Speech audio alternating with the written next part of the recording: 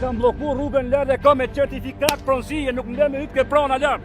Jemi këtu në zonën Babru Kodër, në cilën familja Dervishi ka pikërisht këtë pronë, e cila po i merret me dhunë nga shteti aktual, nga qeveria, nëpërmjet kompanisë Kajo SHPK, e cila është një kompani e ndërtuar për të vjedhur dhe për të bërë korrupsion, e firmosur nga Belinda Balluku, sot drejtohet nga Ardi Veliu, me një sër kompanish të tjera të cilat nuk kanë një buxhet në kompanitë e tyre.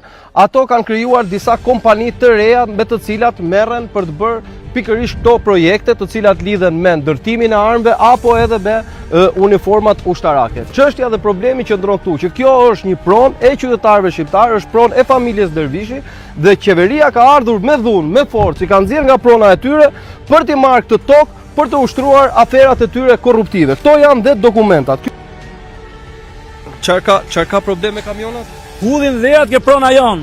Nuk shkojnë një hudh atje ku janë për tu, atje në sharku hidhen, po i hedhen ke prona jonë. Çfarë kamion është atë? Kujt kompania? Kësaj kompanisë tu që po ndërtojnë. Kajos, to. E hedhin dhe mbeturina të prona jote. Ke prona ime, e kupton? Jashtë rrepare, e kupton. S'ka ku qenë hudhin ke prona jonë.